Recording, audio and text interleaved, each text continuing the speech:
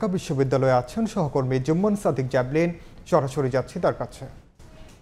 অবস্থান করছি ডাকসুর সামনে, যে নির্বাচনী প্রচারণার আজ শেষ দিন, আর কয়েক ঘন্টা বাকি আছে এবং সকাল থেকে আমরা দেখছিলাম যে প্রার্থী যারা আছেন বিভিন্ন পদের, অর্থাৎ ভিপি থেকে শুরু করে একেবারে সদস্য পর্যন্ত, কিংবা হল সংসদেও যারা নির্বাচন করছেন, তারা কিন্তু স্ব হলে ডিপার্টমেন্টের সামনে বিভিন্ন যে ভবন রয়েছে একাডেমিক, সেগুলোর সামনে কানায় কানায় পরিপূর্ণ ছিল আজকে এই প্রার্থীদের অবস্থান। তারা কিন্তু নিজস্ব প্রচারণার পাশাপাশি দলীয় যেই প্যানেলগুলো রয়েছে সেই প্যানেলের কর্মী যারা রয়েছেন তারাও কিন্তু নিজেদের প্যানেলের নেতাদের ব্যাপারে বা প্রার্থীদের যে লিফলেটগুলো সেগুলো বিতরণ করেছেন, ভোট চেয়েছেন। এবং আমরা শেষ দিনে এসে দেখছি আসলে একেবারে নির্বাচনের যে উৎসব মুখরতা সেটি একেবারে তুঙ্গে রয়েছে।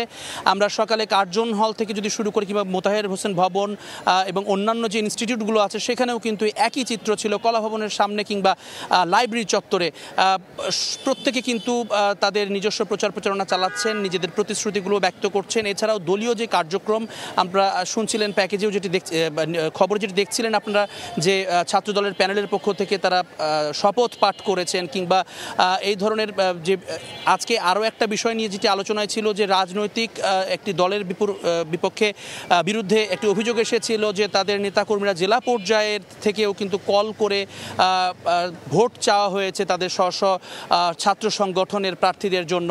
এটিকে কিন্তু নিন্দা জানিয়েছেন বেশিরভাগ। এবং আজকে আমরা দেখেছি যে মেঘ মল্লার বসু, যিনি জিএস প্রার্থিতা করছেন এই পদে, তিনিও কিন্তু আজকে তার অস্ত্রোপচার শেষে আজকে এসেছিলেন ডাকসুর সামনে, এবং মধুর ক্যান্টিনের সামনে তিনি কিন্তু যেই একটি সংবাদ সম্মেলন করেছেন সেখানেও তিনি এই বিষয়ে কথা বলেন, যে আসলে যে প্রশাসনের কথা তিনি একেবারে সমালোচনাই করেছেন, যে আসলে এই নির্বাচন কমিশনারদেরকে যে অভিযোগ করা হচ্ছে সেটি আসলে কতটুকু তারা সেই অভিযোগগুলো নিষ্পত্তি করতে পারছেন, কিংবা আচরণবিধি যেটি রয়েছে সেটি কতটুকু ভঙ্গ করছে কারা, তাদের ব্যাপারে কী ব্যবস্থা নিচ্ছেন, সেগুলো নিয়ে নানা ধরনের শঙ্কার কথা কিন্তু তারা প্রকাশ করেছেন। এবং আজকে যে ফিজিক্যালি যে প্রচারণা সেটি শেষ আজকে রাত 10টায় হবে। তবে অনলাইন প্রচারণার ব্যাপারে দীর্ঘ সময় ধরে অভিযোগ জানিয়ে আসলেও সেটি কিন্তু এখনও কোনো সুরাহা প্রশাসন দিতে পারেনি, এমন অভিযোগও কিন্তু অনেকে করেছেন। তো এই ছিল এখনও পর্যন্ত আমার কাছে ডাকসু নির্বাচনের প্রচারণার সবশেষ খবর।